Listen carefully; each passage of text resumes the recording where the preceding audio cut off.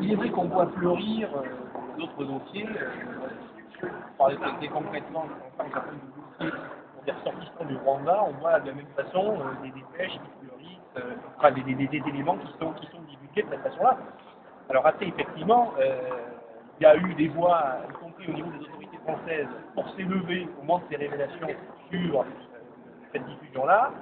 La question peut se poser. Ce qui est sûr, c'est que la défense n'a pas été, je dirais, cherchée directement sur Wikileaks, ces éléments-là, mais ils ont été relayés par la presse. Donc on voit qu'aujourd'hui, finalement, Wikileaks et la presse permettent de pouvoir avoir des éléments d'information qu'on ne peut pas avoir de manière. On peut s'interroger sur, je dirais, le caractère, je ne vois pas de caractère, absolument pas de caractère communeux dans tout ça, mais c'est simple pour la démocratie, à une époque où, comme vous savez, il y a beaucoup de choses qui ne sont pas dites, qui ne sont pas publiées, qui ne sont pas divulguées. Pour revenir sur votre client, dans quel état d'esprit actuellement? Ah ben mon client, il suit ça, je vous dirais, depuis son arrivée en France, il est passé un peu par tous les états d'âme.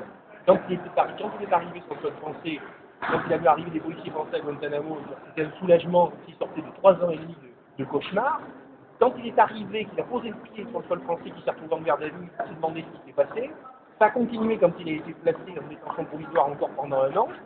Il a été soulagé quand il a été libéré en printemps 2006, avec d'ailleurs, il faut le noter là-dessus, à l'époque du procureur de la République, c'était favorable à cette libération, et on est retombé, je dirais, en petit bas avec la condamnation en décembre 2007, pour finir avec cette décision de relax. Alors, je crois qu'aujourd'hui, si vous voulez, pour lui, le mal a été fait, il estime simplement, lui, c'est toujours déclaré innocent.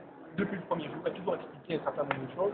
Bon, il est évident que l'absence aujourd'hui de clients prévenus paraît tout à fait justifiée. Parce qu'on est dans une procédure qui est fondamentalement viciée depuis son origine. Et qu'on a eu de cesse de vouloir rectifier le tir tout au long de l'instruction.